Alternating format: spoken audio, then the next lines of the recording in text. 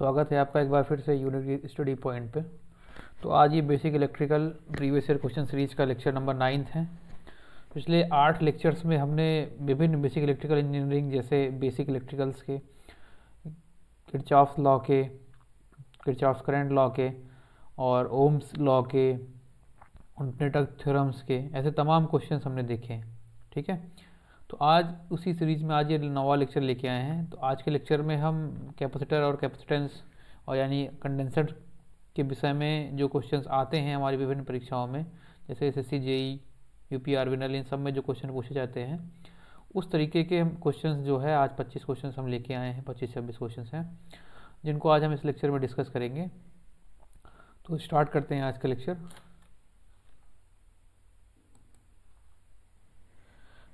तो ये है यूनिक स्टडी पॉइंट और आज का पहला क्वेश्चन ये रहा। तो पहला ही क्वेश्चन क्या कह रहा है कि consist of 2 plate separated by a dielectric and can store energy. मतलब ये 4 जो है आपको डिवाइसेस दी गई हैं, इसमें से कह रहा है कि किसकी कैरेक्टरिस्टिक्स है, कौन सा ऐसा हमारा डिवाइस है जिसमें 2 प्लेट्स होती हैं जो सेपरेटेड होती हैं डाइलेक्ट्रिक के द्वारा, यानी उसके बीच में डाइलेक्ट्रिक होता है और ये चार्ज ये क्या स्टोर कर सकती है, किसको, चार्ज को, और ये चार्ज को स्टोर कर सकती है। तो ऐसी डिवाइस एक ही है, कौन सी, वो कैपेसिटर। तो कैपेसिटर क्या करती है, 2 प्लेट्स के बीच में चार्ज को स्टोर करती है, जहाँ पे बीच में एक डाइलेक्ट्रिक मीडियम होगा, या तो एयर होगी, ठीक है, कुछ भी होगा, ठीक, कोई ना कोई डाइलेक्ट्रिक मीडियम उनके बीच में रखा गया होगा। ठीक, तो ऐसी डिवाइस जो 2 प्लेट्स से सेपरेटेड हो, यानी जिसमें 2 प्लेटें हो, सेपरेटेड हो वो डाइलेक्ट्रिक के द्वारा, और वो चार्ज को स्टोर कर सके, उसको हम लोग कैपेसिटर यानी संधारित्र कहते हैं। ये एसएससी जेई में पूछा गया क्वेश्चन है। अगला क्वेश्चन देखिए। अगला क्वेश्चन क्या कह रहा है, अ कैपेसिटर डिसिपिएट एनर्जी। एक कैपेसिटर कितनी एनर्जी डिसिपिएट करता है, ठीक है, यानी कैपेसिटर का डिसिपेशन एनर्जी बताना है, कितनी एनर्जी डिसिपेट करता है। तो हमेशा याद रखेंगे कि कैपेसिटर कोई भी एनर्जी डिसिपेट नहीं करता है, ये केवल क्या करता है, एनर्जी स्टोरेज का काम करता है। ठीक है, इसमें नेट एनर्जी डिसिपेशन क्या होता है, 0। ठीक, ये तो बात हो गई कैपेसिटर की। अगर इंडक्टर के लिए भी कहें, ठीक है, तो इनका नेट एनर्जी कंजम्पशन क्या होता है, वो 0। एनर्जी डिसिपेशन आइडियली क्या होगा इनका, आइडियली इनका एनर्जी डिसिपेशन 0 होता है, इंडक्टर का भी और कैपेसिटर का, दोनों का एनर्जी डिसिपेशन क्या होता है, ये 0 होता है। ठीक, ये क्या करते हैं, टोटल एनर्जी को क्या करते हैं, स्टोर करते हैं। ठीक, इसमें लिखा है कि 10% of store energy, 20% of store energy, 50% of store energy. तो आइडियली क्या है, आइडियली की हम लोग बात कर रहे हैं यहाँ पे। ठीक, कभी भी जब अगर प्रैक्टिकल लिखा होगा तभी कंसिडर करेंगे, नहीं तो जनरली चीज़ें हम लोग क्या मानेंगे, आइडियली। तो आइडियली क्या होता है, कैपेसिटर्स में और इंडक्टर्स में कोई भी एनर्जी डिसिपेशन नहीं होता, नो एनर्जी डिसिपेशन, कोई एनर्जी डिसिपेशन नहीं होता है। ठीक है, कोई पावर लॉस नहीं होता उसमें। हम लोग देखेंगे पी एवरेज हमेशा 0 आता है। आगे हम लोग इसी वाले पार्ट में इसको देखेंगे कि इनका पी एवरेज क्या आता है, हमेशा 0, नेट एनर्जी डिसिपेशन क्या आता है, हमेशा 0। तो याद रखेंगे कोई एनर्जी डिसिपेशन नहीं होता है। अगला देखिए, when the parallel plate area of parallel plate capacitor is increased keeping the capacitor voltage constant the force between the plates. ठीक है, का कहना क्या है कि मान लो हमारा जैसे पैरेलल प्लेट है, ये 2 प्लेट से मिलकर बना हुआ है। अगर इस प्लेट और ये प्लेट दोनों का एरिया मान लो ए है, अगर इसका एरिया हम बढ़ा देते हैं, ठीक है, दोनों प्लेट्स का एरिया बढ़ा देते हैं, तो इनके बीच लगने वाली फोर्स पे क्या प्रभाव पड़ेगा। ठीक है, तो हमको पता है कि कैपेसिटर का फॉर्मूला क्या होता है, C = ε0 एप्सिलॉन और A/d। ठीक है, अगर हम इनका एरिया बढ़ा रहे हैं, यानी एरिया बढ़ा रहे हैं, तो क्या कैपेसिटेंस बढ़ रहा है, बिल्कुल बढ़ रहा है। हमको ये भी पता है, तो C = क्या होता है, Q/V या Q = CV, चाहे जैसे पढ़ते हो आप। तो अगर कैपेसिटेंस बढ़ रहा है, ठीक है, अगर कैपेसिटेंस बढ़ रहा है तो चार्ज भी बढ़ेगा। ठीक है, कैपेसिटेंस बढ़ा इसका मतलब क्या हुआ, चार्ज भी बढ़ेगा। अगर चार्ज बढ़ा तो फोर्स और चार्ज कैसे होते हैं, डायरेक्टली प्रोपोर्शनल। तो अगर चार्ज बढ़ेगा तो फोर्स भी इंक्रीज करेगा। तो ऑप्शन कौन सा सही हो जाएगा, ऑप्शन ए, इंक्रीजेस। ठीक है, तो अगर चार्ज बढ़ा तो फोर्स भी क्या होगा, इंक्रीज करेगा।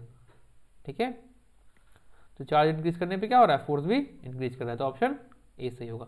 तो मतलब ये हुआ कि अगर पैरेलल प्लेट का एरिया हम लोग बढ़ा रहे हैं तो वहाँ पे फोर्सेस क्या हो रहा है, वहाँ पे इंक्रीज हो रहा है।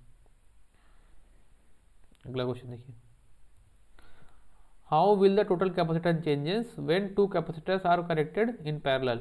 ठीक, मान लो 2 कैपेसिटर है, कह रहा है एक कैपेसिटर ये है C1 और दूसरा कैपेसिटर C2, ये कैपेसिटर है।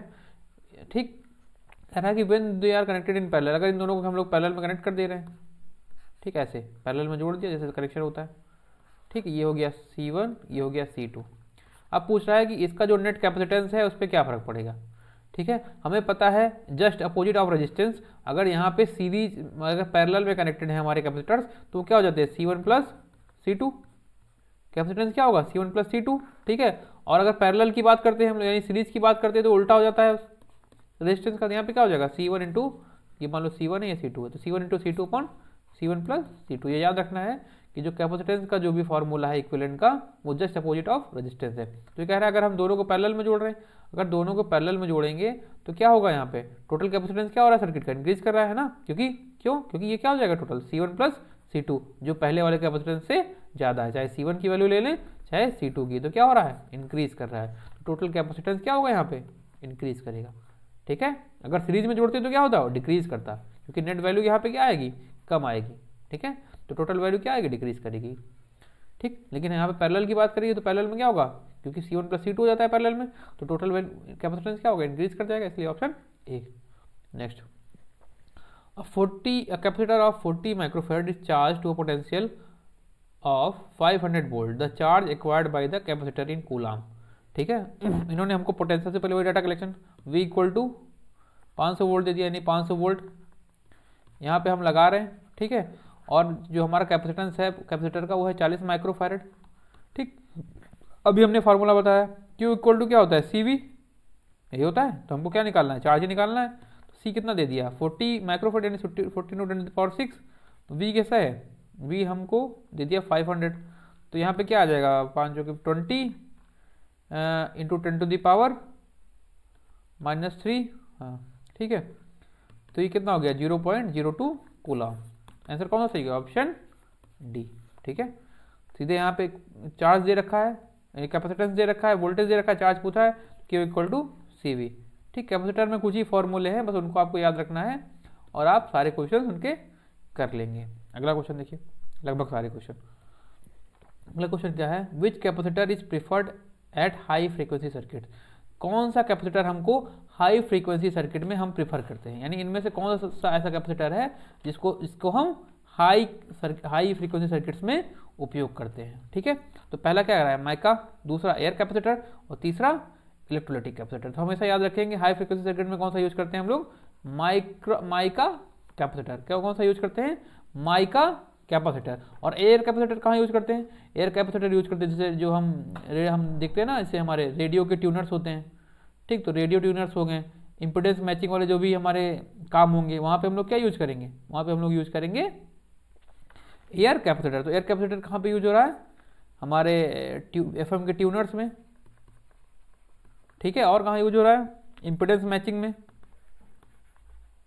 ठीक है। इन सब जगह क्या यूज कर रहे हैं हम, इसको यूज कर रहे हैं। और इलेक्ट्रोलाइटिक कैपेसिटर कहाँ यूज होता है, जनरली इसको हम कहाँ यूज करते हैं, डीसी सर्किट्स में, जनरली इसको कहाँ यूज करते हैं, डीसी सर्किट्स में, ठीक है। अगला देखिए question, if 3 capacitor C1 C2 C3 of values 1 microfarad 2 microfarad and 3 microfarad respectively are connected in series and across a potential difference of 230 volt, the charge of the capacitor। कह रहा है कि अगर हमारे पास ये 3 संधारित्र हैं, अगर इन्हें हम श्रृंखला में जोड़ दें और 230 वोल्ट के साथ लगा दिया जाए तो संधारित्र में कितना आवेश होगा, ठीक है।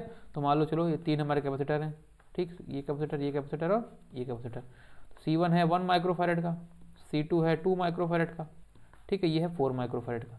इन तीनों को सीरीज में जोड़ देना है, ठीक है, हमने जोड़ दिया। अब इनको एक सप्लाई दे देनी है कितनी, 230 वोल्ट की, 230 वोल्ट की हमको इसको सप्लाई दे देनी है, ठीक है। यहाँ पे हमने सप्लाई दे दी इसको। तो अब ये कह रहा है कि कितना यहाँ पे चार्ज ये एक्वायर करेंगे, यानी टोटल चार्ज यहाँ पे कितना होगा। सबसे पहले हम क्या करेंगे, इसका C इक्विवेलेंट निकालेंगे। कभी भी ऐसा क्वेश्चन है, ठीक, चाहे सीरीज की बात करें, पैरेलल में बात करें, कॉम्बिनेशन ऑफ सीरीज पैरेलल की, सबसे पहले हम क्या करेंगे C इक्विवेलेंट निकालेंगे, क्योंकि तीनों सीरीज में है।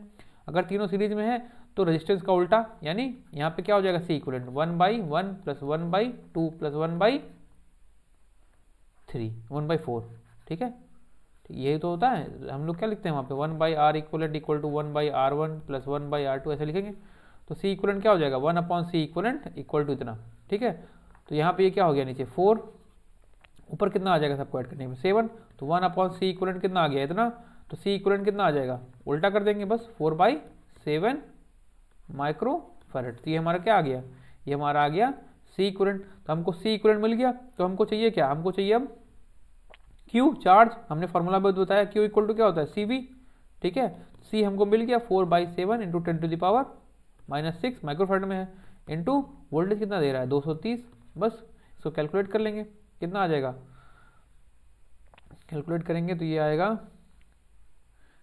काट पीट के आ जाएगा 131 माइक्रो कूलम, ठीक है। ये 3 टाइम्स गया, और ये फिर आगे कितने टाइम्स जाएगा, 2 टाइम्स, फिर पॉइंट में आगे 5, ठीक। तो यहाँ से मल्टीप्लाई होकर कितना आ जाएगा, ये 131 माइक्रो कूलम। ये इसका आंसर है। तो आंसर नंबर सी इसका करेक्ट आंसर है, ठीक है। ऐसे करेंगे, कोई भी अगर ऐसे कॉम्बिनेशन का क्वेश्चन आता है, चार्ज पूछता है, तो सबसे पहले हम सी इक्विवेलेंट निकालेंगे, फिर जो आगे फार्मूला के इक्वल टू सी वी लगा के क्या चार्ज कैलकुलेट कर लेंगे। अगला क्या कह रहा है, the maximum the maximum energy stored in a capacitor circuit is. Capacitor में मैक्सिमम एनर्जी जो स्टोर होती है उसको हम लोग किससे डोनेट करते हैं, तो उसका फॉर्मूला क्या है, ये ऑप्शन सी 1/2 CE², ठीक है। यहाँ पे सी ई किसके लिए लिखा गया है, वोल्टेज के लिए। तो जनरली हम लोग लिखते हैं हाफ CV²। सी क्या है, कैपेसिटेंस है उस कैपेसिटर की, और वी क्या है, उस पर जो अप्लाइड वोल्टेज है। तो ये क्या है, उसकी मैक्सिमम स्टोर्ड एनर्जी। ये मैक्सिमम स्टोर्ड एनर्जी क्या हो जाएगी, हाफ CV²। यहाँ पे वी की जगह ए लिखा हुआ है, क्योंकि इन्होंने क्वेश्चन में मेंशन कर रखा है कि ई को हम पोटेंशियल अप्लाइड ले रहे हैं। तो यहाँ पे क्या हो जाएगा, हाफ CE²। इसको याद रखिए, ठीक। नेक्स्ट क्वेश्चन देखिए, अ कैपेसिटर अपोजेस। एक कैपेसिटर क्या अपोज करता है, change in current, change in voltage, both और नन ऑफ दिस। तो क्या अपोज करता है हमेशा, चेंज इन वोल्टेज। हमेशा याद रखेंगे, एक कैपेसिटर हमेशा चेंज इन वोल्टेज अपोज करता है। तो कैपेसिटर क्या अपोज करता है, चेंज इन वोल्टेज, यानी sudden change in voltage, change in voltage, ठीक है। और इंडक्टर के लिए अगर आप पूछ ले ऐसा क्वेश्चन, मान लो तो इसके लिए पूछा, इंडक्टर के लिए क्या करता है, inductor change in current oppose करता है, क्योंकि चेंज इन करंट हमेशा इंडक्टर क्या करता है, चेंज इन करंट अपोज करता है। और ये क्योंकि इसका फॉर्मूला हमको पता है, क्या पता है, आई इक्वल टू क्या होता है इसमें, CdV/dt, ठीक है। अगर सडन चेंज करेंगे तो ये क्या हो जाएगा, जीरो, और ये जीरो हो गया तो करंट क्या हो गया, इनफाइनाइट। ये संभव नहीं, इसलिए क्या करता है, ये करंट को चेंज इन वोल्टेज को, यानी सडन चेंज इन वोल्टेज को अपोज करता है। वैसे इंडक्टर के केस में क्या होता है, इंडक्टर का EMF V equal to LdI/dt, ठीक है। यहाँ भी अगर सडन चेंजेस होंगे तो यहाँ पे वोल्टेज क्या हो जाएगा, इनफाइनाइट हो जाएगा, जो कि ये ऐसा होगा नहीं। तो इसलिए क्या करता है, ये इंडक्टर हमेशा हमारा चेंज इन करंट का अपोज करता है। चेंज इन करंट का मतलब है सडन चेंज इन, यानी तुरंत, यानी हर एक क्षण में अगर बदलाव की विषय में बात हो रही है। तो कैपेसिटर हमेशा सडन चेंज इन वोल्टेज का अपोज करता है, और इंडक्टर हमेशा सडन चेंज इन करंट का। इसी कारण हमें जो है, जब हम लोग कोई भी इंडक्टिव लोड लगाते हैं, सर्किट में जोड़ते हैं, तो स्पार्किंग मिलती है, उसका कारण यही है, ठीक है। अगला देखिए question, an air filled parallel plates capacitor made up of square plates, ठीक है। हम एयर फील्ड कैपेसिटर है, यानी जो डाइलेक्ट्रिक है वो एयर यूज किया गया है। तो यहाँ पे कह रहे हैं कि अगर एक हम इसका जो स्क्वायर प्लेट्स है, यानी प्लेट्स स्क्वायर है, ठीक है, ऐसी स्क्वायर के फॉर्म में बनी हुई है, ठीक है। पहले का एरिया है 10x10, ठीक है, इसका 10 सेंटीमीटर इंटू 10 सेंटीमीटर, ठीक है, ये एरिया है दोनों का, ठीक। अब क्या कह रहा है, if the plates are reduce to 2.5 centimetre, अगर हम इसको काट के छोटा कर दें, ठीक है, यानी अब इसका एरिया बना दें 2.5x2.5 का, पहले 10x10 का था, है ना, 10x10 का था, अब हम बना दें 2.5 का। तो कह रहे हैं कि कैपेसिटेंस में क्या चेंज आएगा, न्यू कैपेसिटेंस क्या होगा। तो अभी हमको फार्मूला पता है, C इक्वल टू क्या होता है, C इक्वल टू होता है ε0 εr इंटू A/d, ठीक है, ठीक। और ये मान लो C1 हो गया, ये हो गया A1, ठीक। और दूसरे केस में क्या होगा, यहाँ सेपरेशन चेंज करने के लिए नहीं कहा गया, तो D हम उतना ही रखेंगे। तो C2 क्या हो जाएगा, ε0 εr A2/d, ठीक, दोनों को हम डिवाइड कर लें, ठीक। तो C1/C2 क्या हो जाएगा, ε0 ये कट गया, D से D कैंसिल हो गया, बचेगा क्या हमारे पास, बचेगा क्या, A1/A2, क्या बचेगा, A1/A2, ठीक है। तो अब हमारे पास A1 कितना दे रहा है, पहले कितना दे रहा है 10 इंटू 10 और दोबारा कितना है 2.5 इंटू 2.5, ठीक। तो C1/C2 क्या हो जाएगा, यहाँ पे ये कितना हो गया, यहाँ पे ये 4 टाइम्स, ये इससे गया ये 4 टाइम्स, कितना हो गया 16, तो ये हम लोग कह सकते हैं C2 इक्वल टू क्या हो जाएगा C1/16। अगर पहले कैपेसिटर को हम C मान लें तो ये क्या हो जाएगा, इधर मैं लिख रहा हूँ यहाँ पे ऊपर, तो C2 इक्वल टू क्या हो जाएगा C/16। तो ऑप्शन कौन सा जाएगा, ऑप्शन डी। ठीक है, ऐसे इसको हम लोग अप्रोच करेंगे इस टाइप के क्वेश्चन। अगला क्वेश्चन देखिए, a capacitor is charge by a constant current of 2 milliampere and results in voltage increased of 12 volt in a 10 second, यहाँ पे इन नहीं लिखा हुआ, in a 10 second interval the value of capacitance. ठीक है, इसका क्या कहना है कि एक हमारा कैपेसिटर है, उसको हम 2 मिली एम्पियर की करंट दे रहे हैं, यानी करंट दे रहे हैं 2 मिली एम्पियर, वो भी 10 सेकेंड के लिए, 10 सेकेंड के लिए। ठीक है, और कह रहे हैं कि उसका वोल्टेज इंक्रीज हुआ कहाँ तक, 12 वोल्ट तक, यानी 12 वोल्ट तक उसका वोल्टेज इंक्रीज कर गया। तो हमें ये बताना है कि इसका कैपेसिटेंस क्या होगा। ठीक है, सबसे पहले हम ये देख लें कि कितना चार्ज हमने दिया। ठीक है, सबसे पहले हम क्या निकालेंगे, सबसे पहले ये निकालेंगे कि उस कैपेसिटर को हमने कितना चार्ज दिया। ठीक है, उसके बाद हम वोल्टेज कैपेसिटेंस निकाल पाएंगे, क्योंकि हमको कैपेसिटेंस का क्या फॉर्मूला पता है, Q equal to C V, यहाँ से C इक्वल टू क्या होगा Q/V, यहाँ से C इक्वल टू क्या होगा, सॉरी C इक्वल टू क्या होगा Q/V, एक मिनट,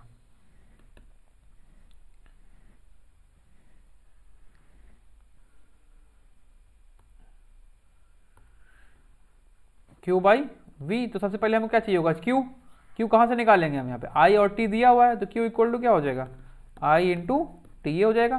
तो I हमको दिया हुआ है 2 इंटू 10⁻³ और टाइम दिया है 10 सेकेंड, तो Q हमारे पास कितना आ गया, Q हमारे पास आ गया 20 माइक्रो कूलाम, सॉरी 20 मिली कूलाम, 20 मिली कूलाम हमको चार्ज मिल गया। तो हम यहाँ से C निकाल सकते हैं, C हमको मिल गया, एक Q मिल गया, V मिल गया। Q कितना है 20 इंटू 10⁻³ और V इन्होंने दे दिया क्वेश्चन में, कितना दे दिया है 12 वोल्ट, तो V कितना हो गया 12। यहाँ से निकालेंगे तो कितना हो जाएगा, ये हो जाएगा 1.67 इंटू 10⁻³ तो ये कितना हो गया 1.67 मिली फैरेड। तो ऑप्शन कौन सा सही हो गया, ऑप्शन डी। अगला क्वेश्चन देखिए, capacitor use for improvement of power factor of system.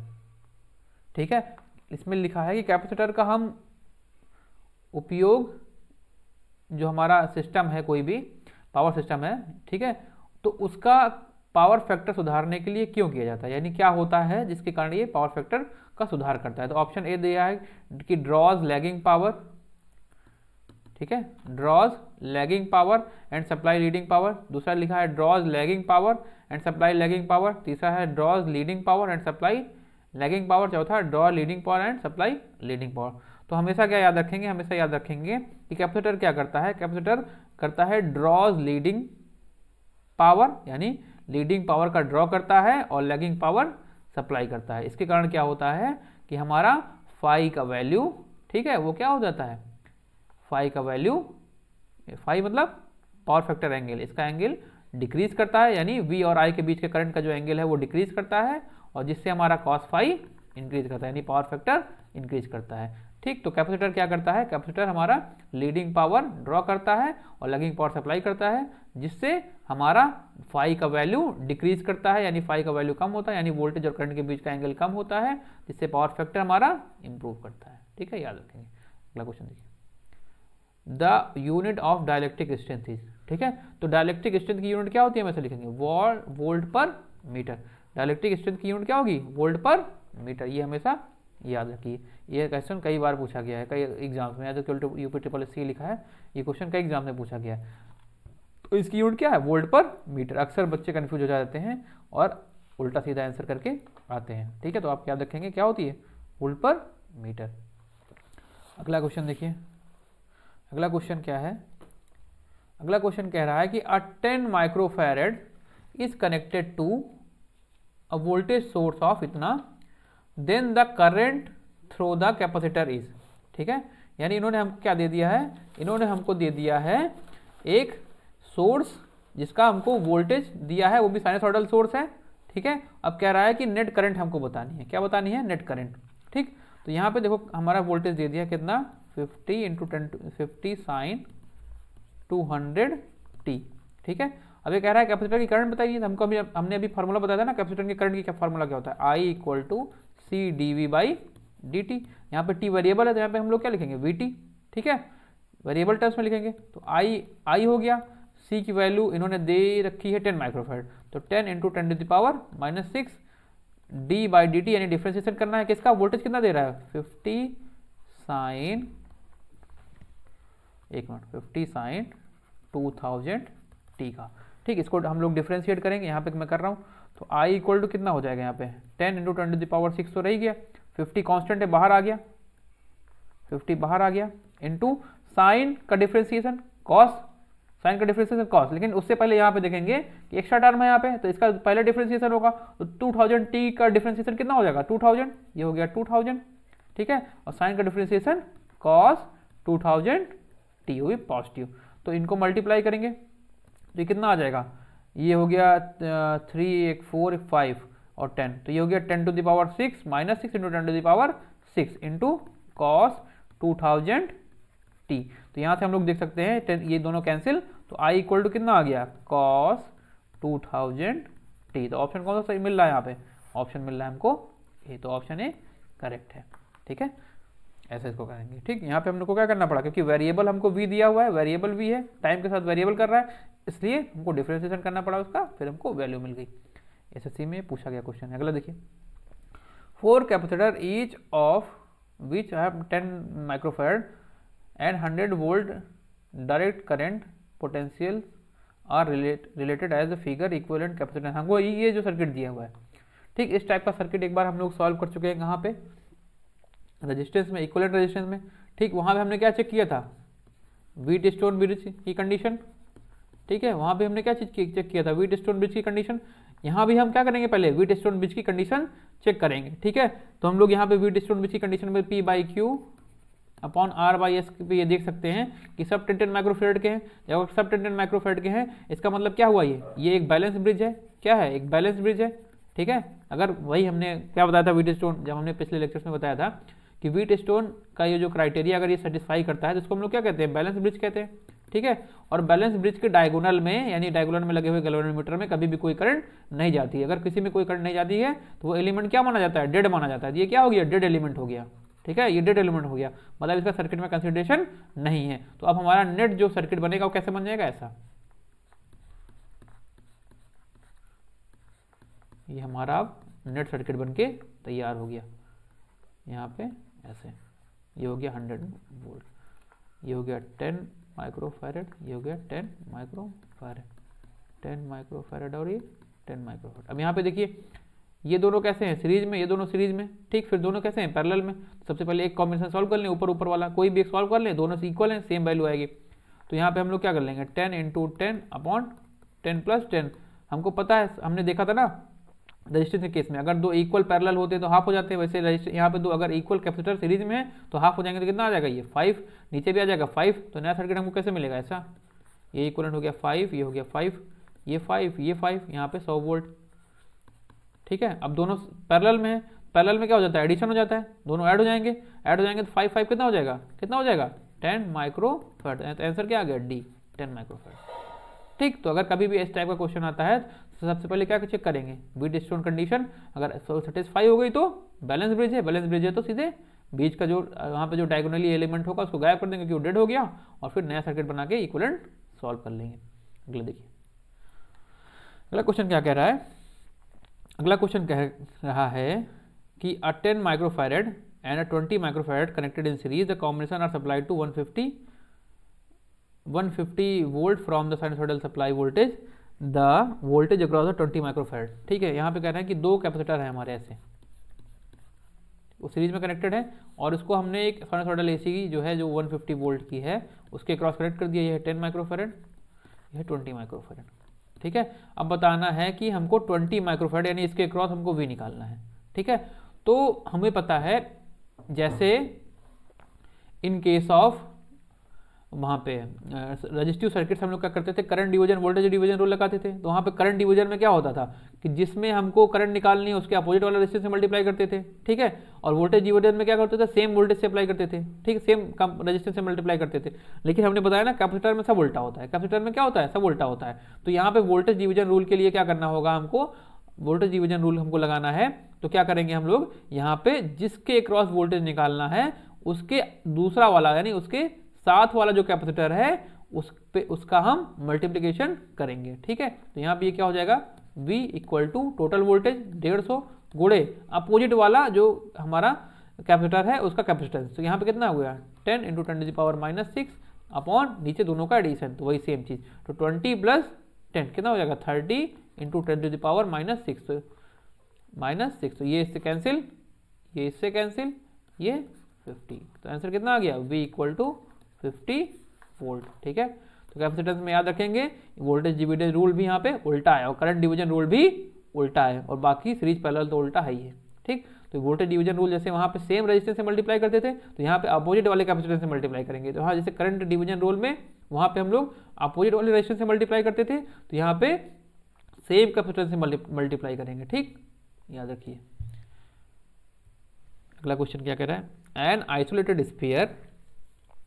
Isolated sphere of capacitance of microfarad if its potential is raised to 10⁴ volt, तो radius and charge will be respectively. ठीक है, कह रहा है कि एक हमारे पास एक आइसोलेटेड स्फीयर ऐसे दिया हुआ है जिसका कैपेसिटेंस है 50 पिकोफैरड, 50 टू 10⁻⁹ फैरड है। ठीक है, अब क्या कह रहा है, अगर इसका वोल्टेज जो है हम लोग रेज कर दें 10⁴ तक, अगर हम इसका वोल्टेज जो है वो इंक्रीज कर दें कहाँ तक 10⁴ वोल्ट तक, ठीक है, तो बताना है कि इसका रेडियस यानी जो इसका नया रेडियस होगा और इसका चार्ज वो कितना हो जाएगा, दोनों चीज़ें बतानी है। ठीक है, दोनों चीज़ें हमको बतानी है। ठीक है, सबसे पहले हम क्या निकालेंगे, सबसे पहले चार्ज निकाल लीजिए। तो Q इक्वल टू क्या होता है C इंटू वी। ठीक है, तो ये चार्ज से हमेशा इसका C तो कांस्टेंट रहेगा, कैपेसिटेंस तो बराबर ही रहेगा, बस जो चेंज किस में आएगा। ठीक है, उसका रेडियस हम बाद में देखेंगे। तो C कितना दे रहा है 50 इंटू 10⁻⁹ और V कितना दे रहा है, V इन्होंने दे दिया 10⁴। ठीक है, तो ये कितना हो गया यहाँ पे 50 इंटू 10⁻, पिको फैड है ना, सॉरी पिको का मतलब होता है 10⁻12, तो ये कितना हो जाएगा 10⁻12, नैनो का मतलब 10⁻9। ठीक, तो ये कितना हो जाएगा, ये हो जाएगा 50 इंटू 10⁻8। ठीक, तो इसको हम लोग लिख सकते हैं क्या 0.05 माइक्रो फैरड। तो एक चीज़ मिल गई हमको, क्या हमको मिल गया कैपेसिटेंस। तो कैपेसिटेंस क्या हो गया 0.0, लेकिन सब में 3 में दिया हुआ है, तो मतलब हमको दूसरा वाला भी कैलकुलेट करना पड़ेगा। ये होगा 14.5 करके। ठीक, तो अब कैलकुलेट करते हैं। तो यहाँ पे क्या है, ये कैपेसिटेंस आ गया। ठीक, अब हमको निकालना क्या है वोल्टेज। तो अगर स्पेयर है, स्पेयर वाले के लिए हमको फार्मूला पता है, Q इक्वल टू क्या होता है, तो यहाँ पे हो जाएगा V equal to Q upon 4 epsilon nought epsilon R, या इसको एप्सिलॉन R भी कहते हैं, एप्सिलॉन कहते हैं केवल, इनटू। ठीक है, तो ये कितना हो जाएगा हमारा, ऊपर कितना आ गया Q हमने निकाला था 0.05। ठीक है, यहाँ पे R, अच्छा यहाँ पे R नहीं लिखा, 0.05। ठीक है, अपॉन यहाँ पे देखिए 1/4 एप्सिलॉन नॉट की वैल्यू दिया हुआ है, कितना 9 इंटू 10⁻9। ये भी मैंने पिछली बार भी क्वेश्चन में बताया था कि 1/4 एप्सिलॉन नॉट की वैल्यू सीधे 10⁻9 इंटू 10⁻9 याद रखिएगा, जिससे क्या हो, यहाँ पे इसकी यूनिट सही नहीं है, ताकि जो है हम इसको वैल्यूज में पुट कर सकें। यहाँ वैल्यूज में पुट करेंगे तो 9 इंटू 10⁻9 हो जाएगा, अपॉन नीचे हमारे पास क्या बचेगा R, और वोल्टेज कितना रहा है 10⁻4। इसको ऊपर सॉल्व कर रहे हैं, तो यहाँ से जब इसको सॉल्व करेंगे तो R, यहाँ पे मैं थोड़ा ये लगा रहा हूँ, तो R इक्वल टू कितना हो जाएगा, तो ये हो जाएगा, यहाँ पे मल्टीप्लाई होगा, ये होगा 0.45 इंटू 10⁻9। ठीक है, 10⁻9 अपॉन 10⁻4, तो ये ऊपर चला जाएगा 10⁻, तो R इक्वल टू कितना हो गया 0.45 इंटू 10⁻5। तो यहाँ पे हम लोग क्या लिख सकते हैं, ठीक है, यहाँ पे हम लोग क्या लिख सकते हैं,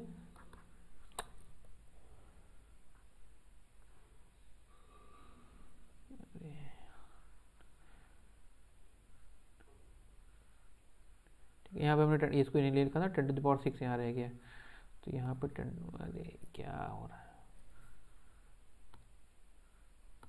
यहाँ 10⁻6 रह गया है, यहाँ पे ये हमने नहीं लिखा ना, इसको माइक्रोफैरड में है, तो ऊपर कितना बचेगा 10⁻, यहाँ पे बचेगा 3। ठीक, तो ये कितना हो गया, ये हो गया R इक्वल टू 45 सेंटीमीटर। तो ऑप्शन कौन सा है, ऑप्शन डी। ठीक है, अगला क्वेश्चन देखिए, when the total charge in capacitor is double the energy stored. ठीक है, कहना है कि अगर हम किसी जो हमारे पास कैपेसिटर है, अगर उसमें हम जो चार्ज है अगर उसको डबल कर दें, यानी Q1 अगर Q है तो Q2 अगर 2Q हो जाए तो स्टोर्ड एनर्जी में क्या फ़र्क पड़ेगा। ठीक है, ये इनका कहना है। तो हमने अभी स्टोर्ड एनर्जी देखी थी, तो यू क्या होती है stored energy, E equal to half CV²। ठीक है, ठीक, हाफ CV²। तो हमें ये पता है कि पहले केस में V1 इक्वल टू Q/C हो गया। ठीक है, अब दूसरे केस में क्या हो जाएगा, क्योंकि देखो C तो कांस्टेंट है। ठीक, अब दूसरे केस में क्या हो गया हमारा, दूसरे C नहीं, मतलब कांस्टेंट नहीं, अब तो वेरिएबल हो रहा है। दूसरे केस में क्या हो गया, C इक्वल टू 2Q/C। ठीक है, दोनों केस में ये हो गया। ठीक, तो क्योंकि हम चार्ज बदल रहे हैं तो क्या चेंज होगा, वोल्टेज, क्योंकि कैपेसिटर अगर हमारा एक बार बन गया तो कैपेसिटर उसका फिक्स हो गया। ठीक है, अब बदलेगा क्या, उसका वोल्टेज बदलेगा, इसके कारण चार्ज के कारण, जितना चार्ज करते जाएंगे उतना वोल्टेज उसका बढ़ता जाएगा। ठीक है, तो अब यहाँ पे हमारा ये हम लिख लें, अगर यहाँ पे E1 इक्वल अपॉन E2, तो यहाँ पे क्या हो जाएगा हाफ C, और यहाँ पे हो गया V। पहले वाले केस में कितना है हमारा, पहले वाले केस में है ये Q²/C²। ठीक है, दूसरे वाले केस में हाफ C, 2Q² का स्क्वायर हो जाएगा 4Q² अपॉन C²। बाकी सब कैंसिल हो गए, सब कैंसिल हो गए, तो क्या बचा E1/E2 इक्वल टू बचेगा 1/4, यानी E2 इक्वल टू कितना आ गया 4E1, यानी हमारा नेट एनर्जी कितना होगा, 4 गुना हो जाएगी, यानी क्वाड्रिपल हो जाएगी। ठीक है, अगला क्वेश्चन देखिए, the power factor of a pure capacitor is. ठीक है, हमको पता है प्योर कैपेसिटर के केस में क्या होता है, अभी हम लोग AC में देखेंगे डिटेल में, वोल्टेज और करंट में कितना रिलेशन होता है, क्या रिलेशन होता है, यहाँ पे हो गया वोल्टेज, ये करंट, कितना डिग्री होता है, 90 डिग्री, एग्जैक्ट 90 डिग्री, यानी हमारा वो करंट वोल्टेज से 90 डिग्री लीड करता है। तो 90 डिग्री लीड करेगा तो फाई के तो कितना हो गया हमारा 90 डिग्री, अगर फाई 90 डिग्री हो गया तो कॉस फाई कितना हो जाएगा, कॉस फाई हो जाएगा 0, क्योंकि कॉस 90 कितना होता है 0, तो पावर फैक्टर क्या हो जाएगा उसका 0। अगला क्वेश्चन देखिए, और प्योर इंडक्टिव की बात करें तो प्योर इंडक्टिव में भी फाई क्या होता है 0, फाई 90 ही होगा, क्यों, क्योंकि उसमें भी वोल्टेज आगे और करंट 90 डिग्री पीछे होती है। ठीक है, वहाँ भी हमारा फाई 90 डिग्री होगा और पावर फैक्टर क्या होगा 0, तो दोनों के केस में पावर फैक्टर क्या होगा 0। ठीक, अगला देखिए, the piece of oil soaked paper has been inserted between the parallel plates capacitor, then the potential difference between the plate is. ठीक है, क्या कह रहा है कि अगर जो है हमारा ये मान लो कोई ये है पैरेलल प्लेट कैपेसिटर है। ठीक, अब हम इसमें क्या करें, अगर हम इसमें कोई एक सोक्ड ऑयल पेपर, ठीक है, कोई सोक्ड ऑयल पेपर इंसर्ट कर दे रहे हैं इनके प्लेट्स के बीच में, तो नया जो पोटेंशियल डिफरेंस है वही क्या होगा। ठीक, तो हमको पता है C इक्वल टू क्या होता है सिग्मा एप्सिलॉन A/D।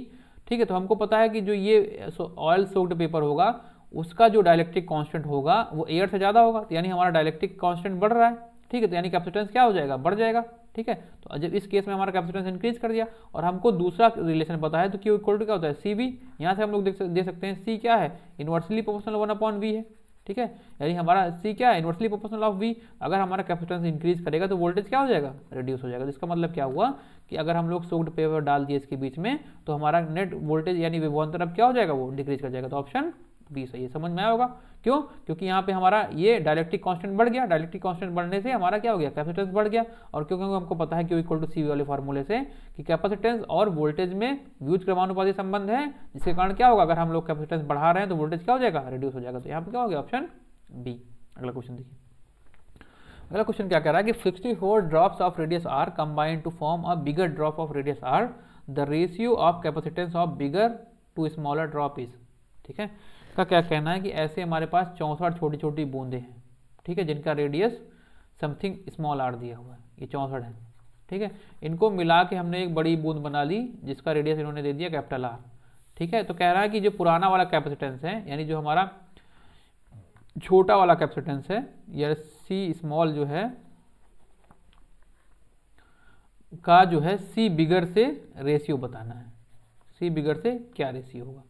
ठीक है, तो सबसे पहले इस टाइप के क्वेश्चन करने का अप्रोच क्या होता है, सबसे पहले हम ये देख लेंगे कि जो हमारा छोटा वाला जो 64 बूंदें हैं उनको मिलाने पे जो हमारा बड़ा हमको बूंद मिला उसका रेडियस क्या होगा। क्योंकि स्पेयर वाले में के फॉर्मूले में हमारा फॉर्मूला, स्पेयर के केस में हमारा कैपेसिटेंस का फॉर्मूला क्या होता है, C equal to 4 pi epsilon nought R। ठीक है, तो यहाँ पे किस पे डिपेंड कर रहा है कैपेसिटेंस, पूरी की पूरी तरह रेडियस पे। ठीक है, तो हम नया रेडियस कैलकुलेट कर लें, क्योंकि 64 बूंदों को मिलाने वाला जो वॉल्यूम होगा वो नया वॉल्यूम बनेगा। ठीक, तो मतलब अगर हम नए वॉल्यूम का वॉल्यूम अज्यूम करें, यानी नया वाला जो हमारी बूंद बन रही है, तो उसका वॉल्यूम किसके बराबर होगा, उसका वॉल्यूम हमारा होगा इस 64 बूंदों के बराबर, क्योंकि यही 64 बूंदें मिलकर तो उसको बना रही हैं। ये 64 बूंदों का जो वॉल्यूम होगा वो किसके बराबर हो जाएगा, नई वाली बूंद के बराबर। तो यहाँ से हमको रेडियस मिल जाएगी। ठीक है, तो यहाँ पे क्या हो गया, वॉल्यूम ऑफ स्मॉल, कितनी स्मॉल, 64 स्मॉल, तो 64 स्मॉल इक्वल टू क्या हो जाएगा, वॉल्यूम ऑफ बिग। तो मान लो ये कितना हो गया 64, और ये 4/3 पाई स्मॉल आर क्यूब, ये फॉर्मूला होता है स्फीयर का, स्फीयर के आयतन का।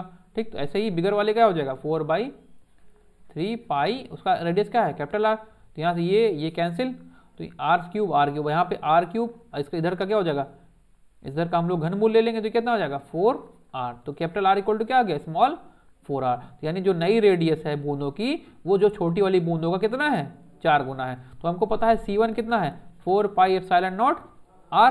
ठीक है, C1 मतलब ये स्मॉल वाले का कैपेसिटेंस इतना है, और C2 यानी बिग कितना हो गया 4πε0 कैपिटल आर, और कैपिटल आर कितना है 4πε0 4r हो गया। ठीक है, तो हम लोग यहाँ ये देख सकते हैं कि C2 और C1 कितना हो गया, C2 और C1 कितना इंक्रीज कर रहा है 4 टाइम्स, दिख रहा है कि नहीं यहाँ पे।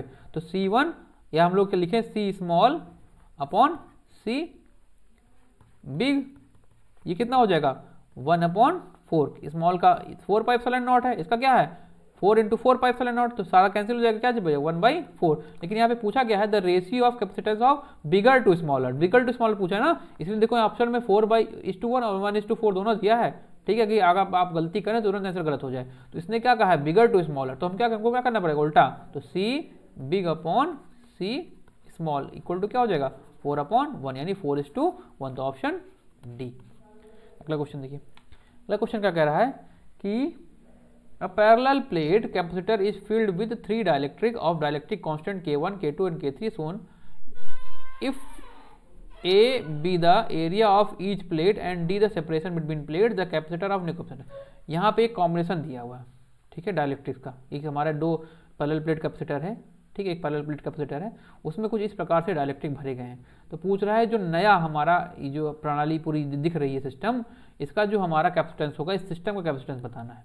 ठीक है, इस टाइप के क्वेश्चन तमाम टाइप के, इसमें तो जैसे यहाँ पे डायलेक्ट्रिक इस तरीके से दिया हुआ है, किसी में डायलेक्ट्रिक ऊपर नीचे करके दे देगा, मतलब डायलेक्ट्रिक का जो पोजीशन होगी बदल देगा। ठीक है, या यहाँ पे डायलेक्ट्रिक की वैल्यू, मतलब डायलेक्ट्रिक कांस्टेंट की वैल्यू की जगह वहाँ पे डायलेक्ट्रिक कांस्टेंट की वैल्यू नंबर्स में दे देगा। ठीक है, फिर आपसे कैलकुलेशन करवाएगा। ठीक, तो इस टाइप का क्वेश्चन मैं आपको एक समझा रहा हूँ, इस टाइप के जितने भी क्वेश्चन होंगे फिर आप आसानी से कर लेंगे। ठीक है, तो यहाँ पे देखो कितने डायलेक्ट्रिक मीडियम लगे हुए हैं 3। ठीक है, यानी हमको तीनों के अलग अलग कैपेसिटेंस निकालने पड़ेंगे तीनों के लिए। ठीक है, तो हम मान लो टोटल एरिया हमारा ए हो गया प्लेट्स का, और टोटल डिस्टेंस हमने कितनी ले ली उनके बीच की डी, जैसे कि दी हुई d/2। तो जो हमारा पहला वाला है, ठीक, ये जो हमारा पहला वाला केस है, यहाँ पे आप देखिए C1 के लिए मैं बात कर रहा हूँ, तो C1 का जो पैरेलल प्लेट एरिया है, ये मान लो टोटल एरिया ए है, तो ये कितना कंज्यूम कर रहा है, आधा कंज्यूम कर रहा है ना, क्योंकि आधे में बाकी दोनों लगे हुए हैं। तो यहाँ पे एरिया कितना हो जाएगा हमारा a/2, लेकिन इनके बीच का जो सेपरेशन है वो पूरा कवर कर रहा है, यानी पूरा d तक फैला हुआ है, तो सेपरेशन हमारा d रह गया, और जो हमारा एरिया है वो कितना हो गया a/2। तो यहाँ पे C1 के लिए अगर हम कैपेसिटेंस के फॉर्मूला लिखेंगे तो क्या हो जाएगा वो एप्सिलॉन a/2 अपॉन d। ठीक है, ये चीज हो गई। यहाँ पे के हम भूल गए, K1 यहाँ पे डायलेक्ट्रिक है ना, तो K एप्सिलॉन नॉट, तो यहाँ पे हो गया एप्सिलॉन नॉट, यहाँ पे हम लोग लिखते हैं K1।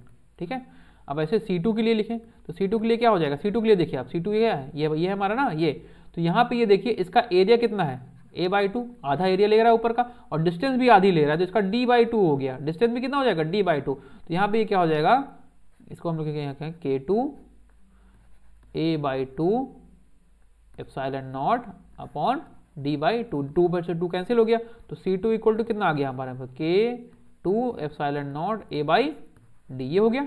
ठीक है, अब देखिए जितना C2 है उतना C3 है, सेम है, तो सेम हो गया वो भी, तो इसके इक्वल टू कितना हो गया C3 हो गया, C3 भी इतना हो जाएगा। अब देखिए क्या है, अब यहाँ पे हम लोग देख पा रहे हैं कि अब ये हमारा ये प्लेट है ना, प्लेट में देखिए कि हमारा C2 और C यानी K2 और K3 कैसे कनेक्टेड है, सीरीज में कनेक्टेड है, सीरीज में कनेक्टेड है, तो इनका इफेक्टिव कैपेसिटेंस निकालना पड़ेगा हमको, तो वो कितना हो जाएगा, तो क्योंकि C2 and C3 in series है, ठीक है, दोनों सीरीज में ना, इस कैपेसिटर इस प्लेट से इस प्लेट की तरफ देखिए, दोनों कैसे हैं, सीरीज में है ना, सीरीज में, ठीक है, ये सब पैरेलल में है, मतलब ये पूरा कॉम्बिनेशन और ये दोनों, ये पूरा मतलब K1 और K2 K3 दोनों कॉम्बिनेशन कैसे हैं आपस में, ये पूरा कॉम्बिनेशन और ये K1 कैसे हैं आपस में, पैरेलल में है, लेकिन K2 K3 कैसे हैं, सीरीज में, क्योंकि इधर से हम देखेंगे तो कैसे हैं दोनों, सीरीज में। तो ये क्या हो जाएगा, C2 C3 upon C2 plus C3 हो जाएगा।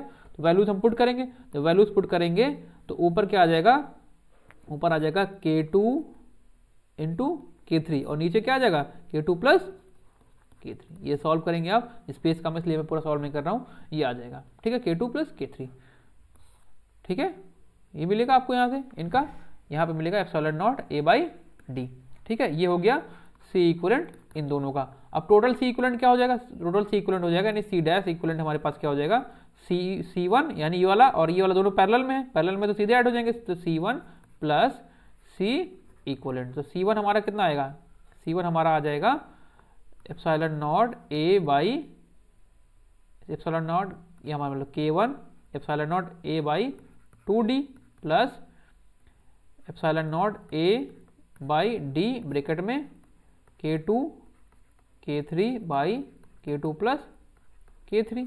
तो यहाँ पे epsilon not A by D, epsilon not A by D हम लोग कॉमन ले लें, तो जब कॉमन ले लेंगे तो यहाँ पे मैं, अब जगह कम बच रही है तो मैं यहाँ पे लिख के दिखाता हूँ आपको, कॉमन ले लेंगे तो ये हो जाएगा epsilon not A by D और अंदर बचेगा K1 by 2 plus K2 K3 by K2 plus K3। तो ये आपका ऑप्शन अंदर आ गया, तो कौन सा ऑप्शन सही हो जा रहा है, ऑप्शन सी, ठीक है। इस टाइप के क्वेश्चन जो है इसको हम इस तरीके से अप्रोच करेंगे, ठीक है। अब मान लो इसकी पोजीशन बदल देगा, ठीक है, अगर मान लो केवल यहाँ पे ये दोनों पूरा एक ही होता, K2 होता, तो ये कैसे होता, दोनों पैरेलल में होते, सीधे C1 प्लस C2 हो जाता है। इस तरीके से यहाँ पे एक और पुट कर सकता है K4, ठीक है, तो फिर पहले इन दोनों को सीरीज निकालेंगे, फिर इन दोनों को सीरीज निकालेंगे, फिर दो कॉम्बिनेशन का पैरेलल निकालेंगे, ऐसा हो जाएगा, ठीक। तो इस टाइप के क्वेश्चन इस प्रकार करने होते हैं। अगला क्वेश्चन देखिए, a capacitor of capacitance C is charged by 200 volt DC supply.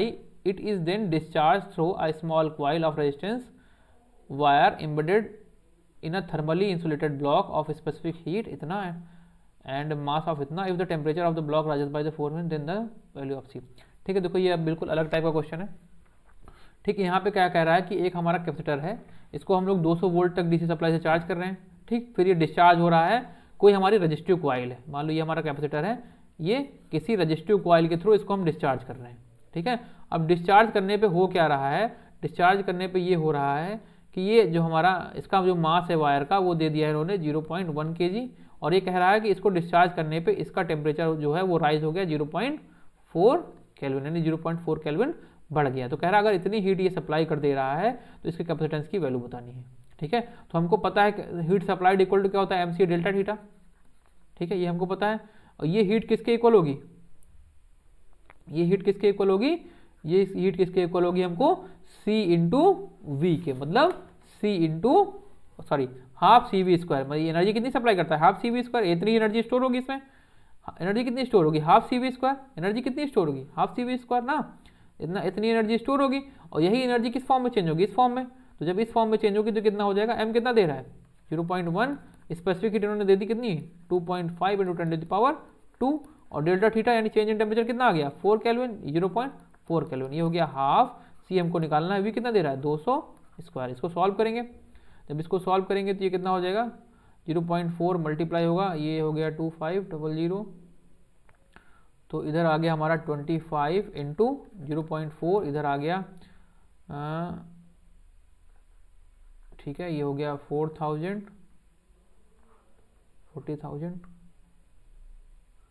ठीक है, इंटू सी। तो सी इक्वल टू कितना आ जाएगा हमारे पास 5 इंटू 10 टू द पावर -4, तो सी इक्वल टू कितना आ गया 500 माइक्रो फैराड। तो ऑप्शन ए सही हो गया, ठीक है।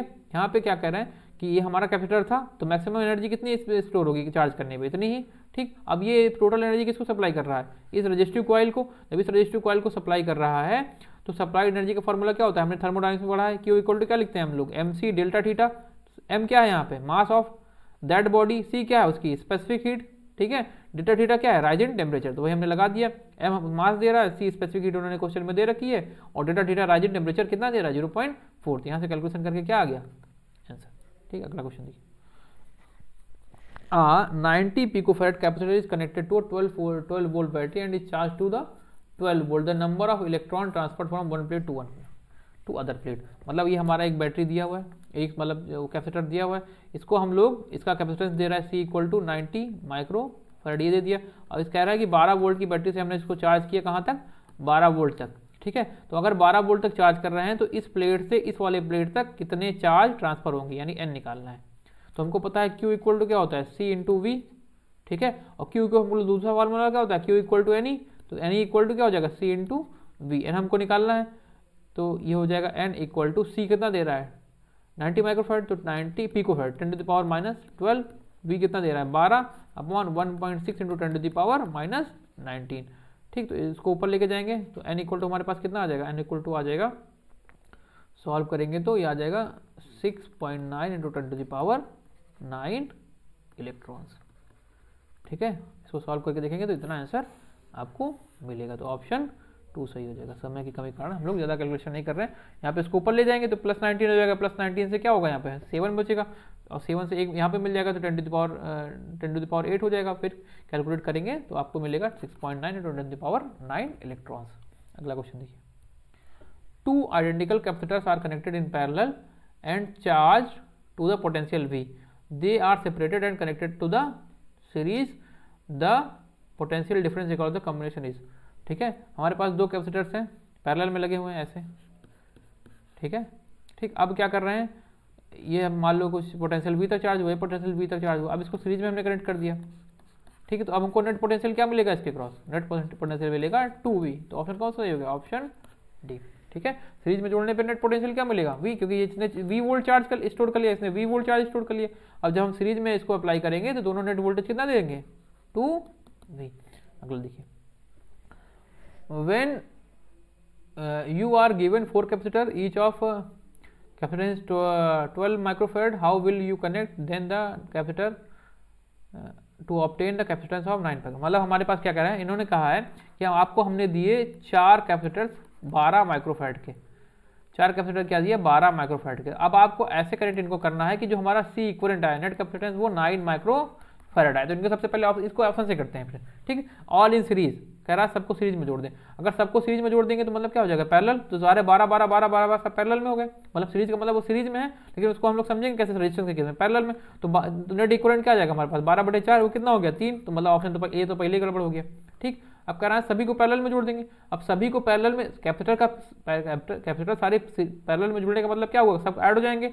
अब सब ऐड हो जाएंगे तो 12 चौके कितना हो जाएगा 48। ठीक है, यानी 48। ठीक है, तो ये भी ऑप्शन गड़बड़ हो गया। ठीक है, अब कह रहे हैं 3 इन पैरेलल एंड 1 इन सीरीज। अगर 3 पैरेलल में लगाएंगे ऐसे, 3 पैरेलल में लगाएं तो पैरेलल में लगाने के बाद क्या हो जाएगा, ये 12/3 हो जाएगा। तो 12/3 कितना होता है हमारे पास 4, 12/3 कितना हो जाएगा 4, और एक सीरीज में लगाएंगे 12 तो कितना हो गया। ठीक है, सॉरी 3 पैरेलल में लगा रहा है ना, ये यहाँ पे गड़बड़ होगी। अगर 3 पैरेलल में लगा रहा है तो रेजिस्टेंस के केस में क्या होता है सीरीज में। ठीक है, तो ये कितना हो जाएगा 12 + 12 + 12 12 कितना हो जाएगा 36। ऐसे ये ज़्यादा हो रहा है तो ये क्या हो गया, ऑप्शन सी भी गड़बड़ हो गया। ऑप्शन डी ही करेक्ट आंसर होगा, उसको हम लोग वेरीफाई कर लेते हैं। कह रहा है 2 इन पैरेलल, तो अगर 2 पैरेलल में जोड़ेंगे ऐसे, ठीक है 2 पैरेलल में जोड़ेंगे। ठीक है, तो 2 पैरेलल में जोड़ेंगे तो वो क्या हो जाएगा 12 12 कितना हो जाएगा वो 24। ठीक, फिर कह रहा है 2 विद 2 इन सीरीज। अब इनको क्या करेगा 2 सीरीज में है।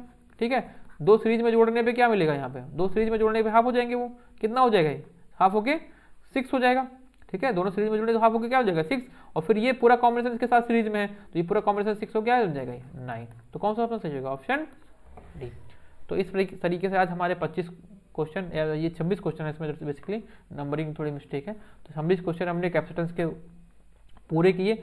अब इससे हट के कोई क्वेश्चन पूछा जाना बहुत ही मुश्किल है। लगभग इसी टाइप के क्वेश्चंस आपको सारे एग्जाम्स में देखने के लिए मिल जाएंगे।